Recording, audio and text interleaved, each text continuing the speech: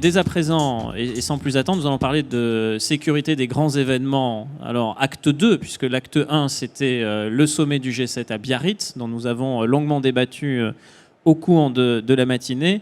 Et maintenant, parler de la sécurité de grands événements d'une autre nature, non pas de sommets internationaux, mais bien d'événements sportifs. C'est ce dont il va être question dans cette table ronde. Nous allons aussi évoquer les événements sportifs à venir. Alors, la Coupe du Monde de football au Qatar ne va nous concerner que indirectement, mais les Jeux Olympiques de Paris 2024 nous concernent très directement puisque nous les organisons. Nous sommes pays hôte. La France redevient un pays qui accueille les Jeux Olympiques après l'avoir été il y a plusieurs décennies de cela.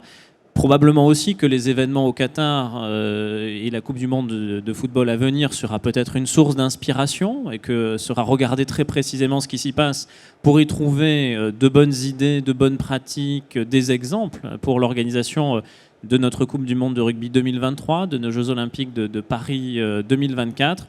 Et on va parler de cela aujourd'hui, de sécurité des événements sportifs, avec un panel d'invités que je vous présente, 2 chercheurs, 2 préfets. Donc la parité fonctionnelle étant respectée, puisque l'Institut des hautes études du ministère de l'Intérieur, cela a été dit, fait de la recherche et donc invite des chercheurs à prendre part à ces tables rondes, mais ça reste un institut du ministère de l'Intérieur, donc on invite aussi des préfets. Les chercheurs, je me tourne vers vous, Monsieur Morteau d'abord, pour dire que vous êtes doctorant. Vous êtes doctorant à l'Université Paris-Dauphine, si je ne dis pas de bêtises, et vous étudiez le sport, les grands événements sportifs, et vous nous en direz quelques mots dans un instant. À vos côtés, il y a Madame Clavel, Anna Clavel, que je salue. Vous êtes également chercheur, mais je crois à l'ENS Lyon. Vous êtes chercheur comme votre voisin. Vous étudiez aussi les événements sportifs, mais déjà sous l'angle de la sécurité, ou un tout petit peu sous un angle un peu plus sécuritaire que votre voisin, qui lui les étudie sous l'angle des politiques publiques du sport en général. Il va nous en dire quelques mots. Je salue bien sûr le préfet Ziad Khoury. Vous êtes en charge au ministère de l'Intérieur de la coordination, de la sécurité des Jeux Olympiques Paris 2024, mais beaucoup de personnes dans la salle vous connaissent aussi pour avoir déjà œuvré à la sécurité de l'Euro 2016 de football, c'est dire si vous avez l'expérience de la sécurité des grands événements sportifs. Et je salue enfin le préfet Cyril Maillet, à votre droite, le directeur du Conseil national des activités privées de sécurité. Vous êtes en charge donc du contrôle de la profession ou des activités privées de sécurité au sens du livre 6 du Code de la sécurité intérieure, je crois que c'est comme ça que l'on dit. Et on parlera aussi, bien évidemment, du contrôle de cette profession dans un cadre particulier qui est celui des grands événements sportifs et singulièrement des Jeux Olympiques de Paris 2024, dont on nous dit qu'il faudra fournir un nombre très important d'agents de surveillance humaine. Et vous nous parlerez de leur formation et évidemment aussi du contrôle de leurs activités et plus généralement des liens que le ministère peut entretenir avec la profession. Voilà pour nos panélistes. Sans plus attendre, je me tourne vers vous, Alexandre Morteau. Je disais que vous êtes chercheur, vous êtes jeune chercheur sur les questions sportives notamment, et vous avez travaillé sur les grands événements sportifs, mais comme étant là aussi s'inscrivant dans des politiques publiques beaucoup plus larges que simplement les politiques publiques sécuritaires. Et vous avez constaté dans le cadre de vos travaux, vous me le confiez lorsque nous avons pu échanger par téléphone dans le cadre de la préparation de cette table ronde, vous me confiez que vous avez regardé aussi l'histoire et les évolutions historiques de ces grands événements sportifs, et particulièrement vous êtes intéressé aux Jeux d'Albertville en 1992. Alors ça remonte un peu, mais les personnes dans la salle, notamment pour les plus anciennes d'entre elles, s'en souviennent, les ont peut-être vécues, ont probablement vibré à l'occasion de ces Jeux qu'avait organisé la France. Et donc moi j'ai une toute première question pour vous, c'est est-ce qu'il y a des constantes dans l'organisation des grands événements sportifs, vous qui en avez étudié plusieurs dans le temps long de notre histoire du sport, est-ce qu'il y a des éléments dont vous constatez qu'ils sont des caractéristiques assez immuables lorsqu'on organise un grand événement sportif ? Oui, alors il faut déjà se remettre un petit peu dans le contexte historique. Donc les Jeux Olympiques, ça naît à la fin du 19e siècle. Les Coupes du Monde de football, c'est un petit peu plus tard, on est dans les années 30. Et donc ce qu'on remarque autour de ces grands événements sportifs, c'est progressivement les pouvoirs publics qui s'investissent et qui investissent dans ces grands événements. Pourquoi ? Tout simplement parce que, après quelques itérations de ces événements, pas toujours avec beaucoup de succès, on a pu remarquer que c'était utile déjà d'un point de vue en termes de politique de prestige. C'est à la fois une manière de stimuler le sentiment national, parfois même d'aider entre guillemets, à construire ce sentiment national. Les premiers Jeux Olympiques en Grèce en 1896, on est sur un pays qui est encore récemment indépendant, donc qui utilise ces Jeux pour raviver un peu ce passé grec mythique et faire naître ce sentiment national. Donc il y a une visée, on va dire, intérieure qui est toujours visible aujourd'hui. Les Jeux de Paris stimulent encore font appel à cette corde un petit peu patriote, et puis certains pays le mettent en avant de façon un peu plus exacerbée. Et puis il y a aussi évidemment dans cette politique de prestige un message envoyé à la communauté internationale, c'est-à-dire que le grand événement sportif est perçu comme un moyen de se positionner dans le concert des nations, soit pour réaffirmer son rang de pays développés, de pays modernes, etc. Ça va être plutôt les stratégies des grandes démocraties occidentales, dont fait partie la France, mais c'était aussi le cas pour Londres, évidemment, ou Los Angeles en 2028. Et puis, pour d'autres nations, d'autres pays, c'est plus un moyen, une sorte de déclaration d'intention pour se positionner diplomatiquement, mais aussi évidemment économiquement et sur tout un tas d'autres sujets. La Coupe du Monde au Qatar est un exemple très fort de cette diplomatie sportive qatari qui, depuis une vingtaine d'années, s'est développée. Et puis, au-delà de ces considérations peut-être un peu molles et surtout difficiles à évaluer, parce que le prestige, la popularité, etc., c'est assez flou, il y a surtout une utilisation du grand événement sportif comme un moyen d'aménager le territoire, alors qui s'est fait plus progressivement au cours de l'histoire, puisque les premiers Jeux Olympiques, il faut se remettre dans le contexte, sont des événements assez petits, avec des compétitions peu visibles, pas beaucoup de sport, pas beaucoup d'équipements. Mais on a eu d'abord toute une vague de construction de grands stades européens. Donc c'est par exemple le stade de Colombes à Paris, donc, qui a été fait pour les Jeux de 1924. Et puis surtout, avec le développement progressif de ces grands événements, on a eu le développement des villages olympiques, donc c'est-à-dire en fait faire surgir de terre quasiment une ville entière à l'occasion de ces Jeux. On parle d'aujourd'hui quand même entre à peu près 15 000 personnes dans un village olympique, donc c'est pas rien. Et puis, au-delà de ces villages olympiques, on a depuis à peu près les années 80, 90, une véritable dynamique de rénovation urbaine. Donc là, des villes qui se saisissent du grand événement pour accélérer des transformations profondes sur tout l'environnement urbain. Donc plus seulement un village olympique, mais des réseaux de transport, des réseaux de télécommunications, des équipements adventis autour, etc. Et donc là, on se trouve dans le cas de Londres ou de Barcelone, par exemple, qui sont des exemples assez récents. Alors justement, vous nous avez parlé de Jeux Olympiques passés où les États étaient heureux de les accueillir, où les États ont d'ailleurs réclamé et se sont battus. Souvent, il y a une compétition, il y a un aspect compétitif pour obtenir la possibilité, l'autorisation d'accueillir les Jeux Olympiques, où les États investissent massivement dans les infrastructures sportives, mais pas seulement. Vous venez de le rappeler, il y a une dimension héritage, et donc il y a aussi des infrastructures qui sont faites pour durer, pas seulement au-delà des semaines d'épreuves de Jeux Olympiques et Paralympiques. Et depuis peut-être quelques années, on sent monter aussi une forme de contestation des Jeux Olympiques. Certains n'ont pas nécessairement envie, dans les États, parmi les populations des États, de voir ces grands événements sportifs être organisés. Alors, comment est-ce qu'on peut renforcer l'acceptabilité des Jeux, rendre les Jeux plus acceptables par les populations? Est-ce que vous avez, en tant que chercheur, observé des politiques publiques particulières en la matière? Oui, alors pour rappeler un petit peu à tout le monde, effectivement, cette évidence des grands événements sportifs, c'est quand même pas mal amoindri depuis à peu près une dizaine d'années, et notamment dans les phases de candidature olympique, de nombreux rejets, des mobilisations collectives contre ces candidatures, ce qu'on n'a pas observé dans le cadre de Paris.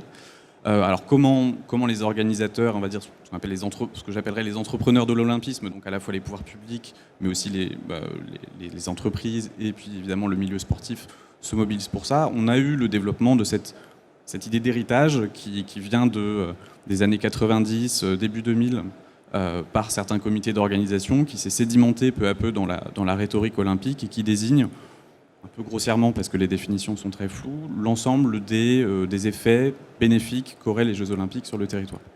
Et donc cette dynamique d'héritage, aujourd'hui, elle se manifeste évidemment dans ces biens matériels que sont les équipements d'aménagement, les routes, etc., enfin, tout ce qu'on peut imaginer autour, mais aussi de plus en plus des politiques un peu adventices qui vont explorer d'autres secteurs d'action publique à partir du sport. Je pense par exemple à tout ce qui est enjeu de sport santé. On va avoir des collaborations de plus en plus entre le ministère des Sports, le ministère de la Santé, donc des plans pour faire valoir ce type de pratique en direction des personnes âgées, des personnes en situation de handicap, etc. Et les relier aux thématiques olympiques, avoir des plans pluriannuels pour ce genre d'enjeux. On va avoir aussi des politiques culturelles. On développe par exemple des événements culturels en lien avec le sport ou développer par exemple un pass. En tout cas, ce sont des idées qui circulent pour avoir accès à un certain nombre d'institutions culturelles.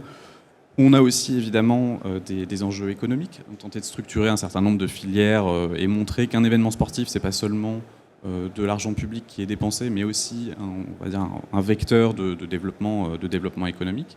Donc ça, c'est on va dire les moyens. Et voilà, il y a plein de politiques qui se développent dans ce sens-là. Et puis l'autre moyen pour faire accepter ces événements, c'est aussi un contrôle budgétaire plus étroit, ce qui n'était pas forcément le cas il y a une trentaine d'années, mais qui est aujourd'hui une réalité assez forte. Moi, j'ai une question complémentaire. Est-ce que pour rendre les jeux acceptables, il faut les rendre propres ? Est-ce que des jeux acceptés par les populations sont des jeux qui tiennent compte aussi des enjeux environnementaux ? Parce que parfois, les jeux sont décriés aussi pour avoir une empreinte écologique qui ne serait pas conforme à ce qu'on est en droit d'attendre au XXIe siècle au regard des enjeux de réchauffement climatique. Oui, bien sûr, ça se fait partie des enjeux sur lesquels le COJO aujourd'hui communique beaucoup, qui essaye de faire la démonstration de sa prise de conscience de ces enjeux environnementaux et un certain nombre d'actions en la matière. Bon, c'est pas tout à fait nouveau dans le sens où les premiers jeux d'hiver sont ceux de Lillehammer en 1994. Ceux de Sydney en 2000 ont également revendiqué cette étiquette. La différence, c'est qu'à l'époque, elle était assez exceptionnelle. Aujourd'hui, elle tend à se normaliser en termes de revendication. Après, sur les réalisations concrètes, on le voit que plus tard. Et puis, ça n'empêche pas forcément des mobilisations d'individus qui considèrent que c'est plus du discours que des actes. Donc là, ensuite, c'est pas forcément aux chercheurs de donner son avis, mais plutôt de voir ex post ce qui a effectivement été fait et comment évaluer l'impact de ces événements sur l'environnement. En tout cas, merci pour ces éléments d'éclairage et de décryptage qui permettent de comprendre aussi que la sécurité, les Jeux Olympiques sont la confluence de multiples politiques publiques et pas seulement de sécurité, d'où mon lapsus, et que pour autant la sécurité participe du bon déroulement de ces Jeux et que si on peut communiquer sur d'autres aspects, que ce soit sur le plan politique, sur le plan environnemental, sur le plan social, sur le plan économique, c'est parce que la sécurité se passe bien. Et donc la sécurité est une des composantes, est un moyen du succès des épreuves olympiques et de ces événements planétaires que sont les Jeux Olympiques. Et donc parlant de sécurité, de risques et d'épreuves olympiques, je me tourne vers vous maintenant, Anna Clavel, puisque vous avez travaillé et vous travaillez toujours sur les risques particuliers ou relatifs aux grands événements sportifs, notamment les risques humains. C'est ce que vous m'aviez confié lorsqu'on a préparé cette table ronde. Et vous m'aviez dit vous être intéressée en tant que chercheuse à la Coupe du Monde de football de 2006, qui était organisée en Europe déjà, en Allemagne, si ma mémoire est bonne. Et vous avez observé que la prise en compte de ces risques conduisait à des formes de coopération publique-privée, ou en tout cas une montée en puissance des acteurs privés en matière de sécurité. Alors est-ce que vous pouvez nous faire part de vos constats, de vos observations de chercheuses ? Oui, tout à fait. Donc merci et puis bonjour à tous et à toutes. Donc mon travail de thèse est effectivement orienté sur cette Coupe du Monde comme illustration finalement de la sécurité dans les grands événements, avec l'idée d'un point de vue de la recherche d'un point de vue méthodologique, en tout cas, de pouvoir se dire que cet événement pouvait aussi, quelque part, apporter en termes de modélisation, de réflexion sur ce qui pouvait être interopérable entre grands événements sportifs, donc avec cette précaution-là, de se dire qu'effectivement, on peut essayer d'avoir finalement des grandes tendances dans ces grands événements sportifs. Là aussi, ce que je vais dire va aussi avoir une importance parce que je vais essayer d'aborder la question de la privatisation, notamment parce que c'était une des grandes tendances que j'ai pu observer, et puis parce que mon travail aussi actuellement en tant que formatrice d'acteurs, notamment à l'ENS, mais pas seulement, donc m'oriente et puis me fait retravailler aussi certains éléments que j'ai pu apporter. Alors pourquoi finalement cette sécurité dans les grands événements est un élément déterminant des candidatures des pays, des villes qui finalement candidatent pour ces grands événements, parce qu'on les qualifie effectivement de media events, c'est-à-dire que la médiatisation est devenu finalement et en fait de ces événements une cible privilégiée.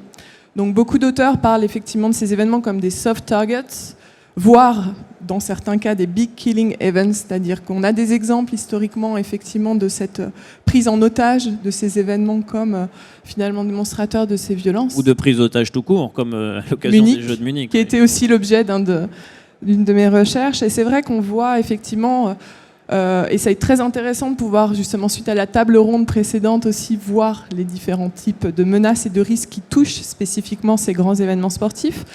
On voit finalement qu'il y a aussi dans le risque une forme de globalisation. Ça, c'est Clauser qui le dit. Alors, je ne sais pas si je peux vous passer quelques... Vous avez, je crois, un diaporama. Je vais prendre la parole pour laisser à la régie quelques secondes pour le diffuser. Voilà, vous avez la télécommande et vos diapositives qui s'affichent à l'écran. Voilà, donc je ne vais pas revenir sur ce que je disais à l'instant. Mais effectivement, l'idée, en tout cas la spécificité de ces grands événements sportifs internationaux, c'est quand même cette idée de faire à la fois une féerie de ces événements, ce qui est quand même une caractéristique essentielle, mais aussi une sécurité, on va dire, optimale. Et voilà, j'ai choisi par exemple cette illustration de Londres 2012, où on voit un policier effectivement souriant. C'est l'idée effectivement de cette priorité, mais à la fois de ce paradoxe en termes de sécurité qui n'est pas simple à gérer et qu'on va voir plus tard dans les coordinations, qui fait qu'effectivement il y a cette double vigilance dans les grands événements sportifs. Alors quand on s'intéresse à l'idée de menace justement qui touche ces grands événements sportifs, on voit qu'il y a une pluralité effectivement. Alors là, c'est pas forcément spécifique au cas des grands événements sportifs, mais on voit que la menace, en tout cas dans les écrits sociologiques qu'on peut trouver, la menace est multiple. Elle touche à la fois les individus, les collectifs. On voit qu'il y a effectivement des menaces collectives, des menaces de troubles de l'ordre public. Alors dans le cas des grands événements sportifs, il va y avoir effectivement les questions de hooliganisme qui vont être des grandes questions. Des questions pour la Coupe du Monde 2006 aussi de pickpocket, donc des troubles effectivement dans la ville. Il y a aussi, et c'est là que ça va être intéressant aussi, la conférence de cet après-midi, l'idée de terrorisme global, puisqu'effectivement c'est une des menaces qui touche le plus particulièrement voilà, ces grands événements sportifs. Et ce qu'on retrouve en tout cas dans la littérature, c'est qu'effectivement il y a une forme de modélisation, en tout cas de réflexion face à une menace qui est globale, parce que qui dépasse les frontières, qui va faire en sorte effectivement qu'il n'y ait plus ce contrôle forcément uniquement national. Et ce qui m'a intéressé aussi dans ce cadre-là, donc dans cette gestion de la menace globale, c'est de voir aussi comment finalement ces grands événements sportifs qui appartiennent quelque part à des grandes entreprises que sont la FIFA et le CIO, deviennent dans ce cadre-là et dans l'organisation de la sécurité finalement des franchises quelque part, en tout cas qui sont déléguées au pouvoir public dans cette organisation de la sécurité. C'est-à-dire comment finalement cette délégation va faire en sorte que l'expertise des pays qui organisent vont devoir gérer la sécurité. Donc voilà pour cette première présentation, en tout cas sur cette idée de menace globale. J'avais deux questions complémentaires à ce que vous venez de dire, qui vous sont adressées. La première, vous avez montré une image des Jeux Olympiques de Londres où on voit le bobby anglais, qui est le symbole de la police britannique. Mais lors de ces Jeux Olympiques de Londres, en 2012, il y a eu quand même une mobilisation assez importante d'agents de sécurité privés. Et vous disiez constater une tendance qui était le recours de plus en plus systématique à la sécurité privée. Ça, est-ce que vous l'observez dans vos travaux de recherche ? Est-ce que c'est une tendance de fond qui est en augmentation ? Vous la caractérisez comment ? Vous la quantifiez comment ? Alors, sur la privatisation, effectivement, alors c'est un essor de la privatisation de la sécurité de manière générale, mais qui se voit effectivement comme une des grandes tendances.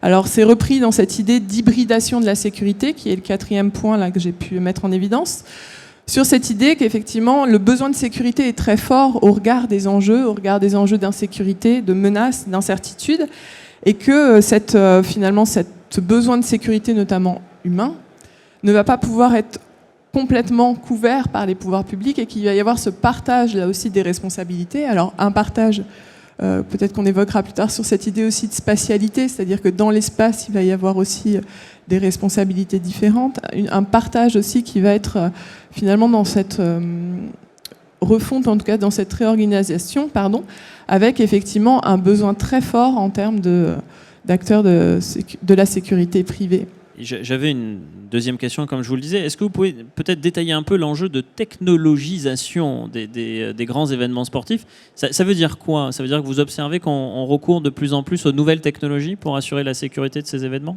Tout à fait. Même si j'étais plutôt sur la sécurité humaine, on voit, et puis dans le cadre actuel, d'aujourd'hui, en tout cas dans ce salon-là, c'est quelque chose qui est intéressant aussi, c'est comment finalement ces entreprises privées peuvent agir sur les technologisations. Alors ça peut être effectivement dans la vidéosurveillance, ça peut être, tout à l'heure on en parlait aussi, des drones.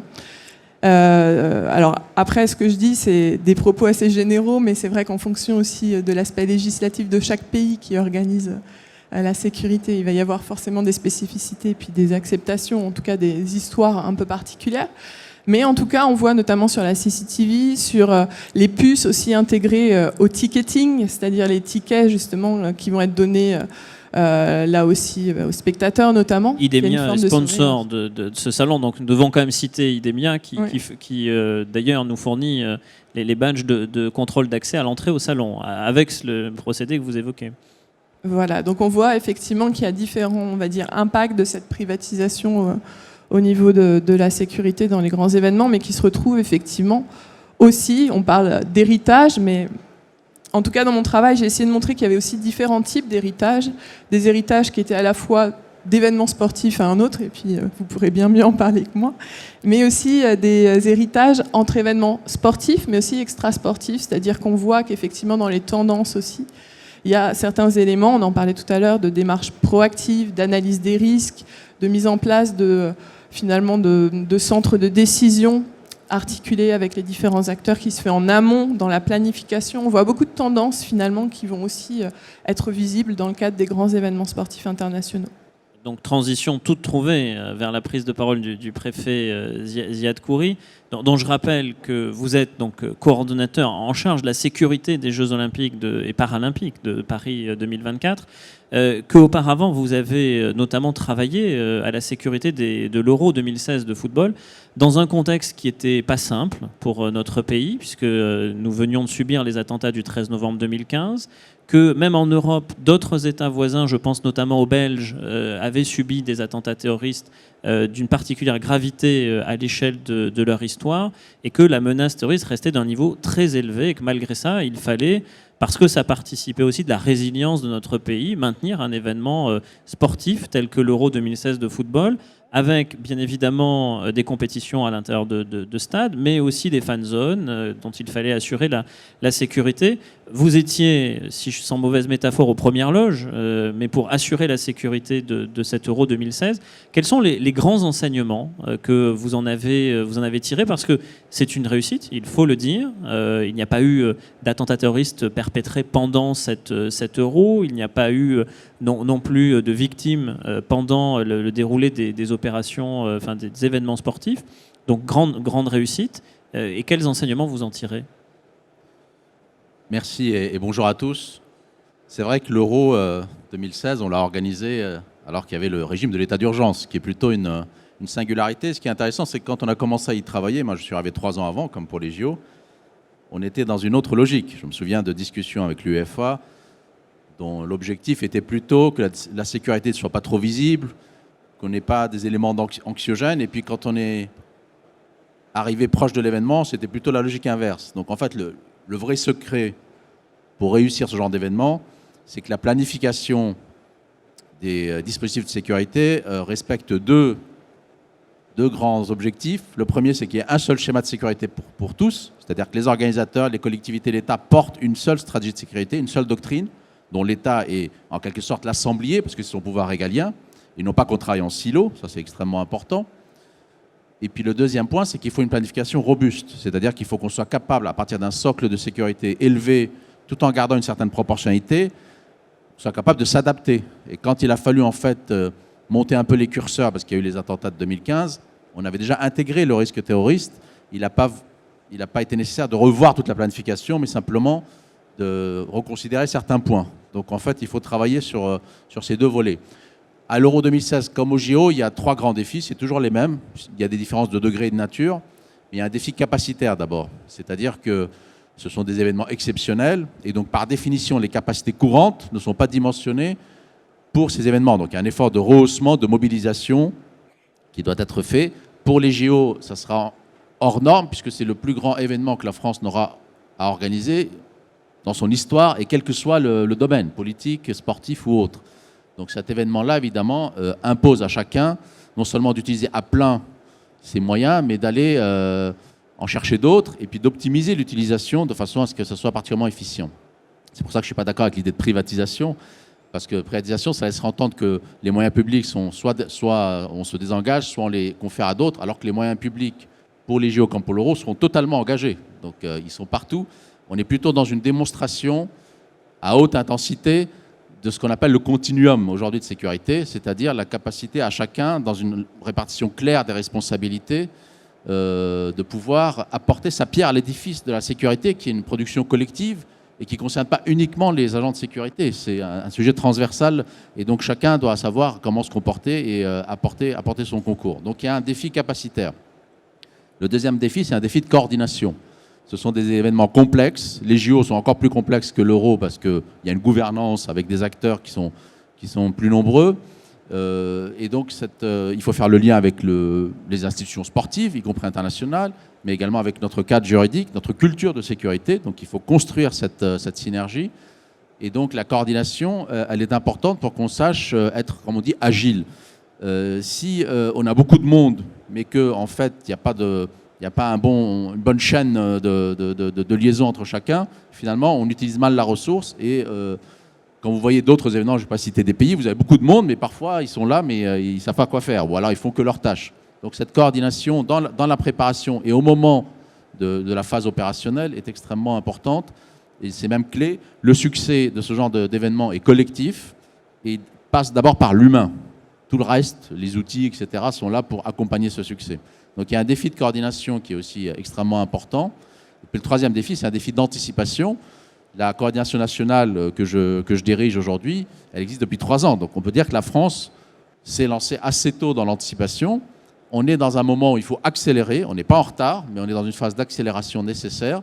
Et donc cette anticipation, elle permet ensuite finalement de répondre aux imprévus qui sont inévitables, grands ou petits, de façon à ce qu'on puisse le faire dans des conditions, j'allais dire, extrêmement efficaces et pertinentes.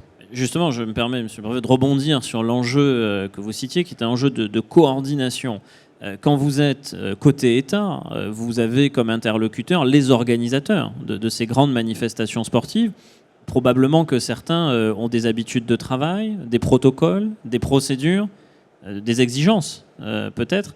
Comment vous composez avec ça ? Comment vous nouez le dialogue avec des organisateurs qui vont vous dire « mais nous avons l'habitude d'organiser des grands événements sportifs, nous en avons plusieurs dizaines à notre actif, nous travaillons de telle manière dans tel pays, nous avons travaillé de telle manière dans tel autre, et donc nous voudrions travailler comme ça en France », alors que ça peut ne pas correspondre à des habitudes, à des exigences, à des règles qui sont celles de notre pays. Alors cette question était particulièrement aiguë au moment de l'euro, parce que l'UEFA organise l'euro. Et donc d'un pays à l'autre, d'un euro à l'autre, a tendance à reproduire le même schéma. Donc moi, mon rôle, c'était, en travaillant pour l'UEFA, la Fédération française de foot, et en liaison avec le pouvoir public, de créer des passerelles et d'arriver à trouver le point d'équilibre, le chemin de crête. En ce qui concerne les Jeux Olympiques, c'est un peu différent, parce que finalement, chaque Jeux Olympiques, c'est différent. Là, il y a un comité d'organisation, il n'a pas l'habitude, c'est la première fois qu'il organise. Et en fait, chaque événement est unique, c'est ça qu'il faut comprendre. Donc l'acquis de l'expérience est nécessaire parce que ça permet de partir du bon pied et de faire une démonstration de savoir-faire. Mais en même temps, il faut s'inscrire dans un contexte qui est nouveau. Et donc, ce qu'il faut regarder, c'est le cahier des charges, c'est-à-dire quel était le dossier initial vis-à-vis du CIO, quelques impondérables du CIO sur des choses qui sont liées à l'organisation, protocolaire, sportive, etc. Mais derrière, il y a une assez grande confiance dans le domaine de la sécurité au pouvoir public et à l'État avant tout pour être celui qui va orchestrer tout cela. C'est un sujet un peu particulier par rapport à d'autres domaines parce que c'est lui qui va justement adapter au cadre juridique et surtout à l'organisation de notre système de sécurité ces contraintes qui peuvent être parfois sportives. Donc on peut y arriver, mais il faut savoir qu'on ne le fait pas de la même manière. Au Japon, à Tokyo, ils ont une autre organisation, les forces d'autodéfense qui ne sont pas armées par ailleurs, il y a un secteur de la sécurité privée qui est différent, etc. Il y a des technologies qui ne sont pas forcément les mêmes. Donc à nous de nous approprier l'événement pour faire en sorte qu'on puisse avoir un dialogue constructif, ce qui est le cas, parce que le comité d'organisation, on travaille bien avec lui. Le seul écueil, c'est que c'est assez foisonnant, il faut mettre un peu d'ordre, de cap, c'est-à-dire qu'il faut vraiment éviter une dispersion quand je dis une stratégie, c'est-à-dire une colonne vertébrale. Si la colonne vertébrale est forte, et c'est mon boulot, à ce moment-là, on arrive à peu près à récupérer tous les éléments et en faire un seul dispositif. Là, justement, vous venez de nous parler de la coopération pays-hôte organisateur, mais il y a d'autres formes de coopération. Vous avez cité tout à l'heure un terme en particulier, le continuum, dire en fait la coopération publique-privée. Parmi les modes de coopération, j'imagine que les industriels de la sécurité viennent vous trouver. Alors aujourd'hui, vous êtes à leur contact, puisque vous venez sur leur salon. Mais peut-être que d'ordinaire, le contact est inversé, ce sont eux qui viennent à votre rencontre. Est-ce que des dialogues se nouent avec les industriels dans le cadre de la préparation de ces grands événements sportifs? Et puis, qu'est-ce que vous vous dites, sans rentrer dans l'intimité des dialogues, mais comment ça se passe? Comment les industriels viennent à votre rencontre? Et comment est-ce que vous échangez ensemble? D'abord, on a la chance d'avoir des industriels dans le domaine de la sécurité, notamment français, ou installés en France. Et donc, on a une filière avec laquelle on a une relation, d'ailleurs, de partenariat qui est structurée. Donc, on s'inscrit dans cette relation et les JO font partie d'une perspective qui, à la fois, est un besoin en tant que tel, mais aussi peut être un levier pour développer un certain nombre de technologies ou pour les accélérer. Donc, on est dans cette logique et ça fait plusieurs mois, plusieurs années qu'on est en échange avec le monde industriel. Après, il y a des procédures à respecter, naturellement, mais ça nous permet d'éclairer aussi les capacités technologiques qui existent, et puis pour eux, de savoir aussi quels peuvent être les besoins. Je vous donne un exemple. Quand j'ai fait l'Euro, l'environnement numérique était déjà présent, mais il était très différent de celui qui sera en 2024. Et ça évolue constamment. Donc le défi du risque cyber et de la cybersécurité nécessite un dialogue étroit pour savoir qu'est-ce qu'on peut faire pour être, comme on dit, résilient, pour anticiper et puis pour réagir s'il y a des difficultés. Et donc, on a besoin de constamment réactualiser ce dialogue. Vous prenez le cas ça c'est l'espace numérique, la sécurité digitale, mais vous prenez l'espace aérien, vous avez eu l'arrivée des drones qui existaient déjà au moment de l'Euro, mais beaucoup plus maintenant avec des modèles, etc. Donc là aussi, il faut savoir comment on peut faire pour lutter contre d'éventuelles menaces venant par les airs. Donc on a ce dialogue. Moi j'ai un groupe d'ailleurs que je gère avec le collègue Olivier de Mazières qui s'occupe de la relation plus globale avec ses partenaires. Donc un groupe qui est de travail qui est là pour identifier les besoins, pour regarder aussi ce qui peut exister et puis pour arriver à des décisions à un moment donné. Ce qui est clair, c'est que pour moi le plus important, c'est d'abord de partir de la stratégie et du facteur humain. Les outils technologiques sont là pour optimiser ou rendre plus performant notre action. Ils ne sont pas là comme objectif en soi. Donc si ça peut accélérer des développements, oui, mais les JO ne sont pas le théâtre d'expérimentation ou de démonstration gratuite. C'est-à-dire il faut que ça soit quand même pertinent opérationnellement. Et donc c'est notre grand souci. Et ça ne s'adresse pas qu'à l'État. Beaucoup de ces technologies concernent les organisateurs. Tout ce qui est contrôle d'accès, par exemple, sur les sites, c'est les organisateurs qui doivent regarder comment ils peuvent utiliser, par rapport aux accrédités, par rapport aux spectateurs, des technologies qui permettent finalement peut-être d'avoir une ressource de sécurité privée qui soit moins abondante parce qu'elle est un peu contrainte et qu'elle soit plus performante que simplement un contrôle visuel classique d'un document cartonné, par exemple. Mais il y a des limites à cela, des limites juridiques notamment. On s'inscrit évidemment dans le cadre du droit tel qu'il existe aujourd'hui. Donc voilà, on est dans ce processus, mais c'est un processus qui englobe tous les acteurs. Ça peut être les collectivités pour les lieux de rassemblement festifs, tous les acteurs qui vont avoir un rôle dans la réussite de ces jeux, qui sont un événement festif. Je rejoins ce que vous avez dit, la sécurité, c'est un cadre, mais l'objectif, c'est d'avoir un événement qui soit durable, qui soit festif, qui soit performant du point de vue du spectacle et qui se passe de façon tranquille. Donc l'expérience des spectateurs doit être une expérience apaisée. Justement, vous nous disiez, vous nous livriez que la sécurité de ces événements, c'était une co-construction entre les administrations de l'État qui accueillent, donc dans le cas français, en l'espèce le ministère de l'Intérieur notamment, et les organisateurs. Cette co-construction, elle vaut aussi sur le plan budgétaire. L'État finance une partie de l'organisation de l'événement et de sa sécurité, et puis ne serait-ce qu'en employant les forces de sécurité du pays, il y a une contribution, qui est une contribution à l'effort de sécurité de l'événement. Mais il y a aussi le budget que les organisateurs veulent bien consacrer à la réalisation de l'événement et à sa sécurité.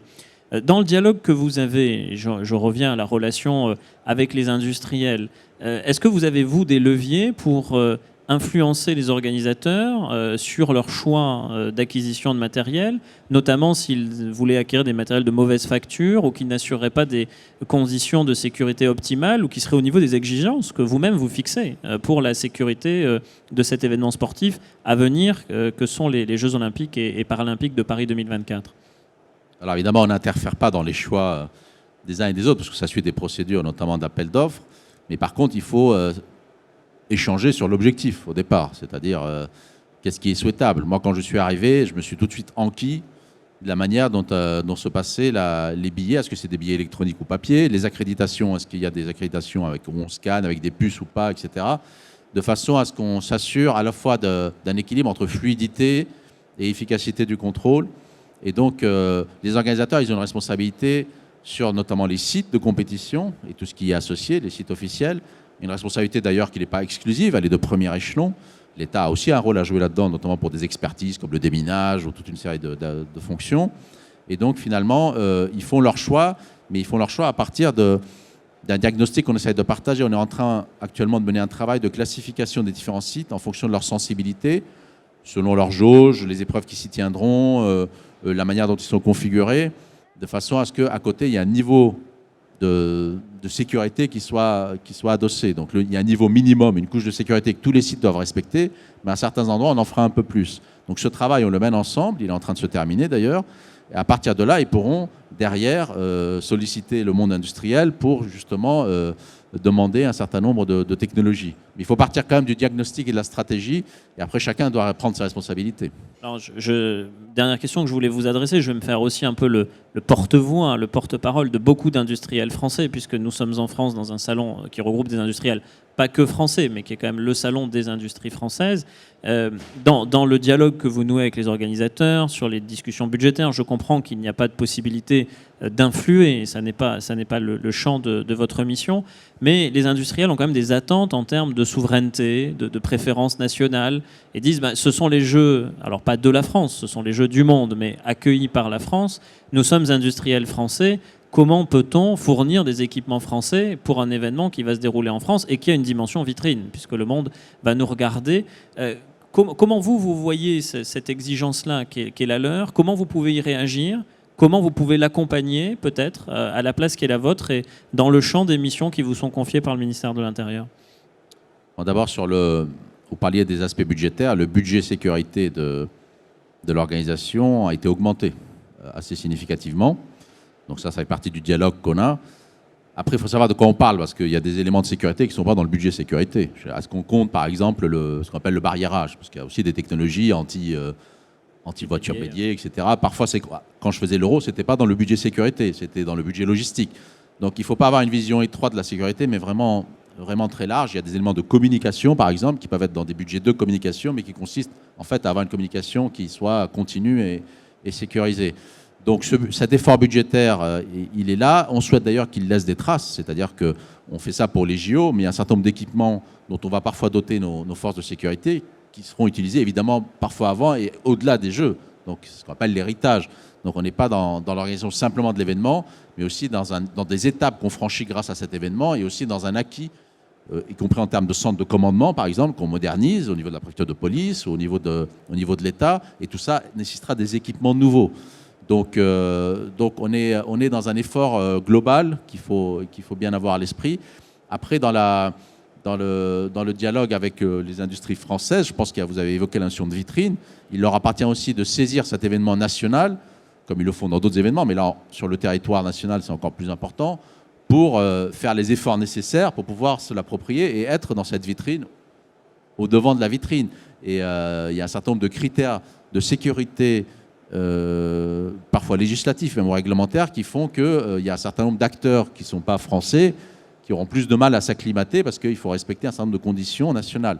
Mais en tout cas, je pense que nos industriels sont suffisamment bien placés pour qu'ils aient une carte à jouer. Et moi, je n'ai pas trop de doutes là-dessus. D'ailleurs, ils sont déjà bien implantés dans un certain nombre de processus et je suis sûr qu'ils pourront être au rendez-vous. Merci, monsieur le préfet. Donc la coopération publique-privée, elle est avec les industriels, mais pas qu'avec les industriels, aussi avec les activités privées de sécurité.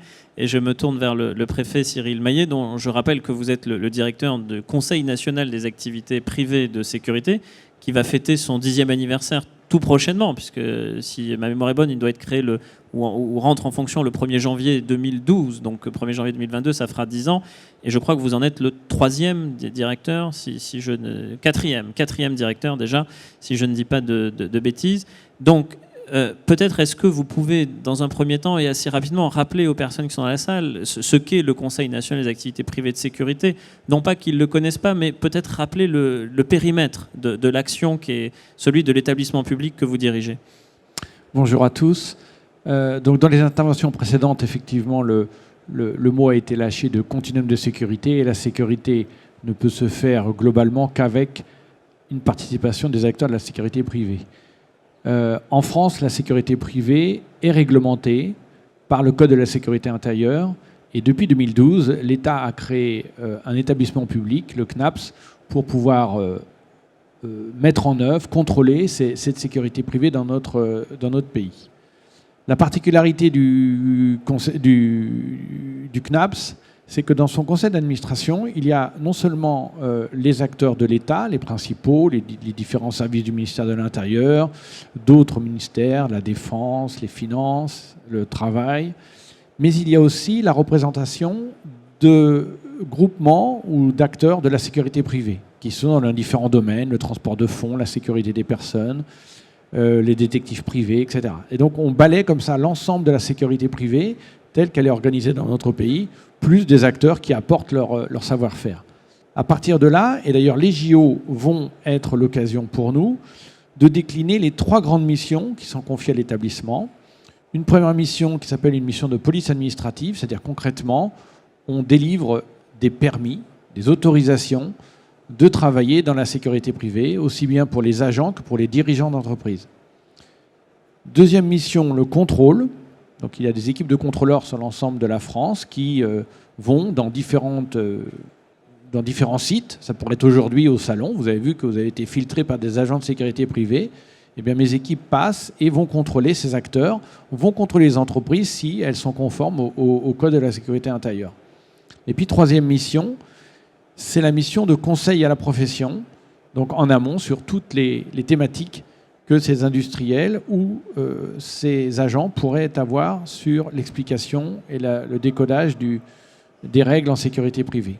Alors pour les JO, justement, les 3 missions vont être sollicitées à des moments différents. Depuis un peu plus d'1 an maintenant, on participe à un certain nombre de groupes de travail qui sont animés notamment par la CNSJ, pour pouvoir répondre à un certain nombre d'enjeux en amont de préparation qu'ont les opérationnels, qu'ont les acteurs responsables. Et évidemment, un certain nombre de sujets viennent sur la sécurité privée. Je vais en citer 3 qui sont assez importants. Le premier, c'est la crainte qu'il n'y ait pas la ressource suffisante le jour J. Donc comment, en amont, les différents acteurs, les différents pouvoirs publics peuvent créer les conditions pour aider les entreprises, parce qu'encore une fois, ça reste des entreprises privées, pour faire en sorte que les conditions soient réunies de manière à ce que la ressource soit bien présente, parce qu'on sent bien qu'il va y avoir un surcroît de besoins au moment des JO, et c'est pas facile d'y répondre. Second enjeu, c'est avec un certain nombre d'acteurs qui n'ont pas forcément l'habitude de la sécurité privée, c'est d'essayer de voir où s'arrête la sécurité privée, où est-ce que la réglementation s'arrête.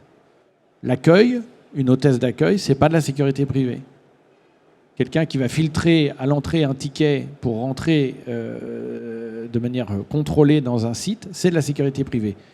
Et on voit comme ça toute une série de sujets qui sont assez complexes dans l'exercice et qui va derrière, évidemment, déboucher sur le volume plus ou moins grand d'agents de sécurité privée dont il y aura besoin.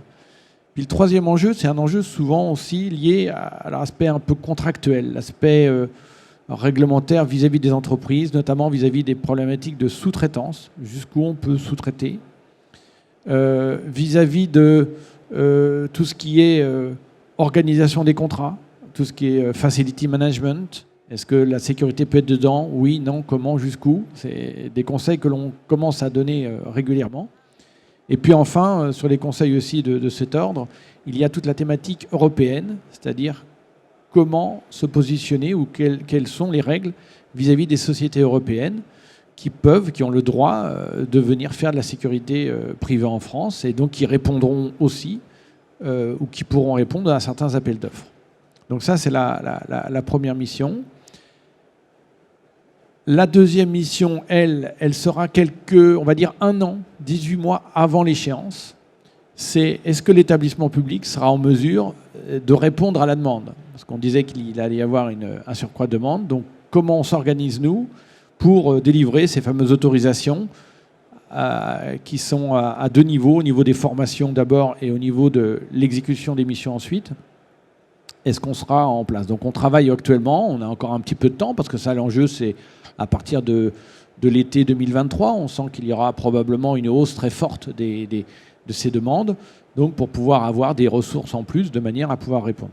Et puis la troisième mission et le troisième rendez-vous avec les JO, se fera pendant les JO eux-mêmes, dans le cadre de la mission de contrôle, parce qu'effectivement, il y aura des contrôles qui seront certainement organisés, non pas établissement par établissement, mais probablement qu'il y aura une sorte de coordination des contrôles de l'État, parce qu'il n'y a pas que le CNAPS qui contrôle, il y a l'inspection du travail, il y a différents acteurs, la police, la gendarmerie. Et donc, il y a aussi un enjeu de contrôle très important pour ce rendez-vous des JO, auquel on participe et sur lequel on commence à réfléchir également. C'est justement là où je souhaitais en arriver, et je vous remercie de cette première prise de parole. C'est que pour l'organisation de la sécurité des Jeux Olympiques, on parle d'une nécessité de 25 000 agents de surveillance humaine, là où le pays en compte 170 000. C'est les derniers chiffres qui nous sont communiqués. Donc 25 000 de plus, c'est considérable. Pour un temps relativement court, puisque les épreuves des Jeux Olympiques et Paralympiques, c'est quelques dizaines de jours, je crois que c'est 60 jours à peine d'épreuves, donc c'est-à-dire 2 mois, et ensuite que vont devenir ces agents, c'est une des questions aussi que se posent les professionnels. Mais si on en reste simplement aux besoins d'agents, 25 000 agents, comment est-ce qu'on contrôle 25 000 agents de surveillance humaine dans un laps de temps aussi court? Alors, ça revient... La question, elle est d'ores et déjà posé au quotidien. Comment on contrôle 170 ou 180 000 agents sur l'ensemble du territoire avec les moyens dont on dispose, qui sont importants, mais pas si importants en proportion. En fait, on organise toujours les choses par rapport à un plan de contrôle. Donc on l'organise tous les ans, il y a un plan de contrôle qui s'organise par thème ou par zone géographique. Et là, très certainement, on n'en a pas encore totalement parlé, parce que c'est encore une étape ultérieure, mais très certainement, et peut-être sous l'égide du ministère de l'Intérieur, on essaiera d'établir une sorte de plan de contrôle de manière à essayer d'avoir une vision globale par sondage aléatoire à certains endroits et peut-être à d'autres de manière plus précise et de manière plus systématique, notamment par rapport aux enjeux et puis aussi par rapport aux informations dont on peut disposer sur l'ensemble du réseau. Alors, on sait que le marché de la surveillance humaine est un marché sous tension de demande. Il y a assez peu de candidats, on manque de main-d'œuvre sur ce marché. Et notamment à l'occasion des Jeux Olympiques, certains entrepreneurs du monde de la sécurité privée et de la surveillance humaine ont fait savoir qu'ils auraient peut-être des problèmes pour trouver la ressource humaine et fournir dans un laps de temps court ces 25 000 agents supplémentaires, qui est un peu un choc de demande par rapport à une tendance de fond où il y a effectivement, vous le disiez, 170 000 personnes à l'année qui exercent les métiers de la surveillance humaine. Et donc, pour faire face à ce besoin de main-d'œuvre, il y a une tentation. C'est un peu la tentation de l'étranger, c'est d'aller recruter peut-être des personnes dans des États voisins. D'abord, est-ce que c'est possible ? Est-ce que c'est souhaitable ? Et si c'est possible et souhaitable, comment est-ce que vous allez contrôler des agents de sécurité qui ne seraient pas français et qui, pour l'événement, viendraient des États voisins ? Alors, dans l'aspect étranger, il y a 2 choses très différentes. Il y a l'entreprise qui a un contrat et qui vient travailler en France. Cette entreprise, elle ne peut être qu'européenne. Et pour qu'elle puisse travailler en France, eh bien, comme les autres entreprises, elle dépose un dossier au CNAPS et on l'autorise à pouvoir exercer en France. Ensuite, il y a les agents qui travaillent dans ces entreprises, qu'elles soient françaises ou européennes. Il faut que l'ensemble de ces agents aient le droit de travailler en France. Alors, quand ce sont des citoyens européens, ils l'ont de fait. Quand ce sont des citoyens extra-européens, là, il leur faut un titre de séjour ou un équivalent. Voilà. Et l'ensemble de ces acteurs doivent aussi demander au CNAPS une autorisation individuelle de pouvoir travailler en France. Donc à partir de là, il y a une sorte d'égalité, en fait, de traitement. vis-à-vis des entreprises françaises ou des entreprises étrangères, vis-à-vis des autorisations diverses, qu'elles soient au niveau des entreprises, des dirigeants ou des salariés. Très bien, je vous remercie. J'avais une toute dernière question à vous poser avant qu'on échange avec la salle. Ça concerne la formation. Vous y avez fait allusion dans votre propos liminaire. Ces agents de surveillance humaine, on a brandi ce chiffre, on a martelé ce chiffre de 25 000, mais il faudra aussi les former dans un laps de temps qui est parfois assez court, parce qu'on peut imaginer des entreprises qui vont réussir à trouver de la main-d'œuvre quelques mois, quelques semaines, parfois avant le début des épreuves olympiques. Ils vont avoir besoin de les former pour que ces agents soient titulaires du fameux certificat de qualification professionnelle qui permet ensuite de venir vous voir, vous, au CNAPS, pour avoir la carte professionnelle dans le cadre des missions de police administrative que vous avez évoquées. Est-ce que cette formation-là, elle pourra être assurée dans des délais suffisamment courts? Est-ce que vous pourrez la contrôler et assurer in fine aussi et garantir la qualité de la formation des agents qui vont se retrouver au cœur de dispositifs sensibles à l'occasion des épreuves olympiques? C'est tout l'enjeu de l'anticipation dont a parlé Ziad tout à l'heure.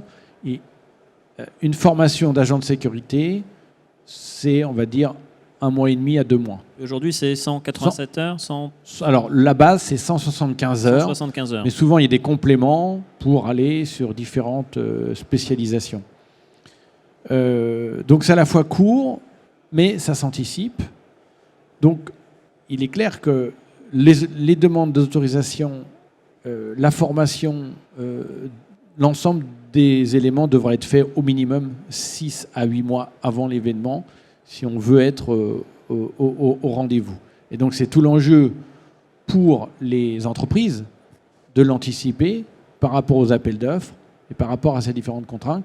En tout cas, nous, on essaiera, autant que se faire se peut, aujourd'hui on le fait, on continuera demain, à les accompagner, à les aider, à aller aussi vite que possible, mais sans jamais céder sur la qualité.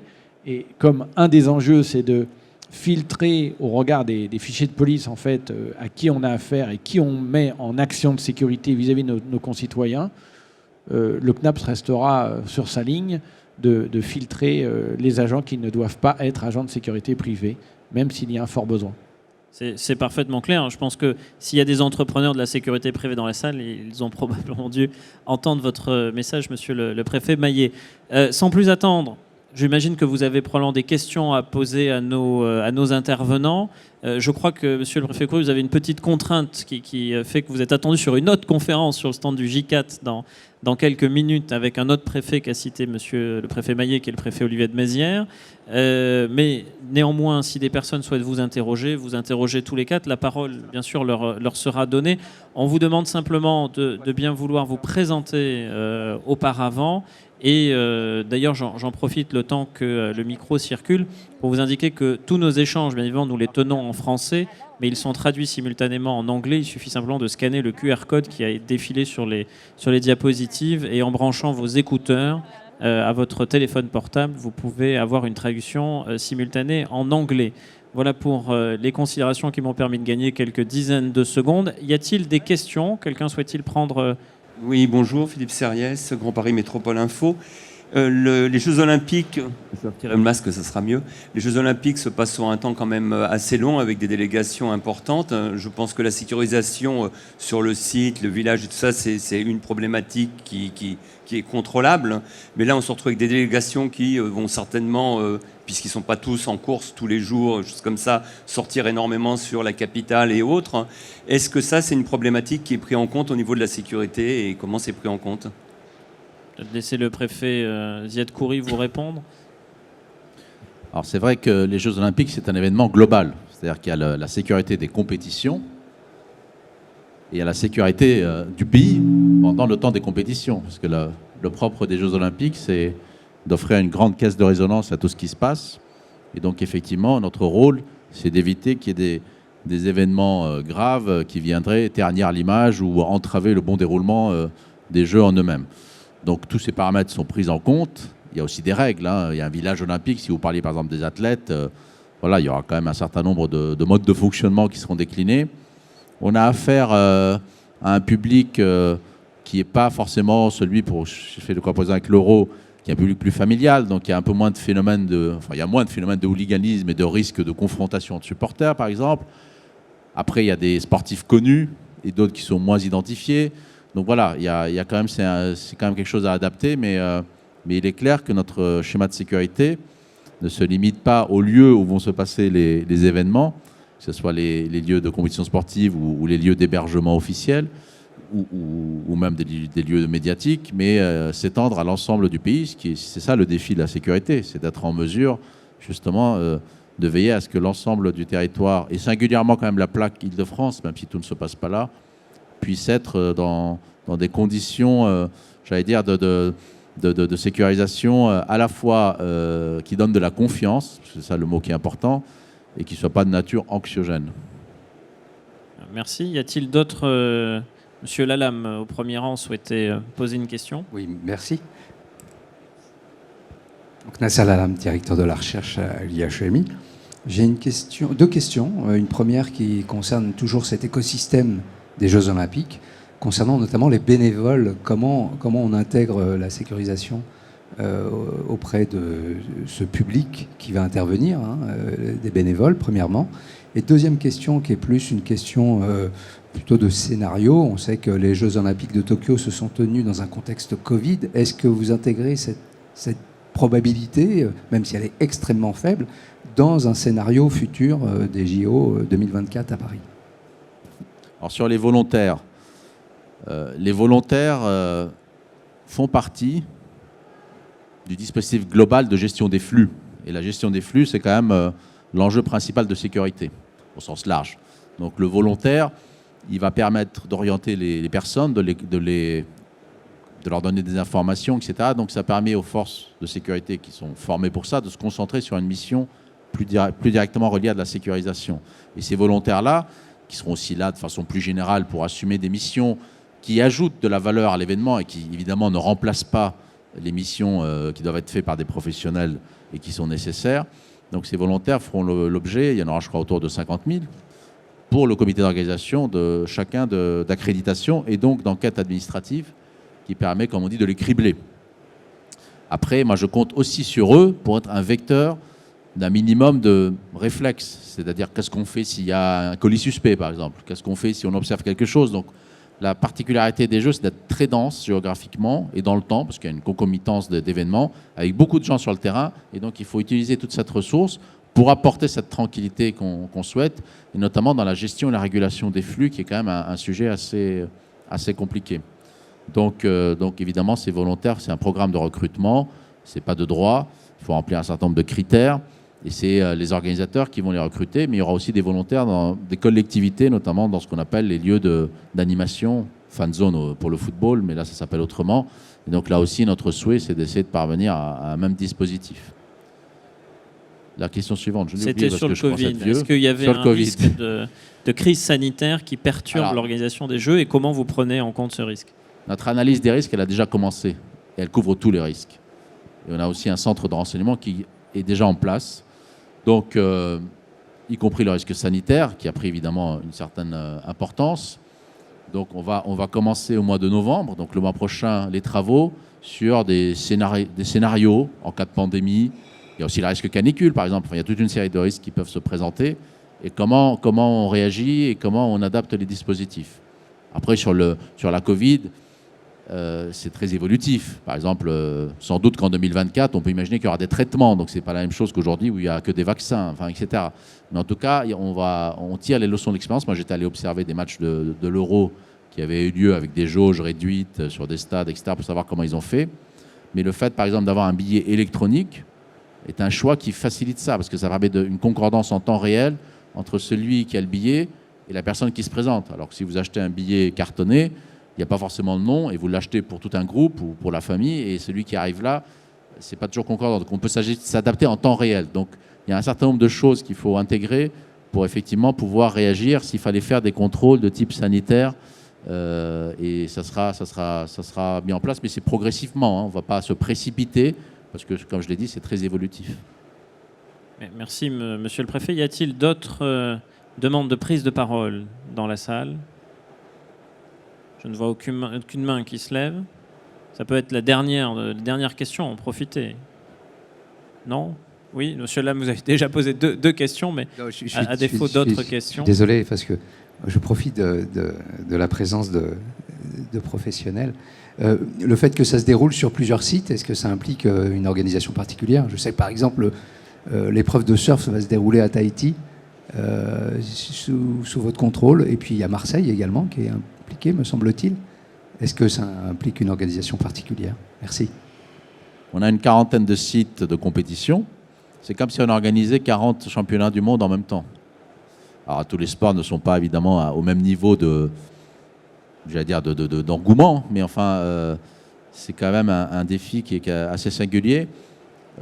Après, il y a une dimension géographique. Le fait même que ça se passe en France, c'est pas la même chose que vous parlez de la Coupe du Monde au Qatar ou des Tokyo. Quand on est une île ou quand on est dans un désert, l'accès ne se fait pas de la même manière. En France, on est quand même un pays déjà touristique où il y a un accès, il y a déjà la vie courante, et puis beaucoup de gens peuvent venir par voie terrestre, etc. Donc cette géographie, elle a son rôle. Le fait que Paris et sa région soient aussi une région déjà très dense, avec une circulation qui n'est pas simple, mais ça se passe au mois d'août pour les Jeux Olympiques, au mois de septembre pour les Jeux Paralympiques, donc ce n'est pas les mêmes équations.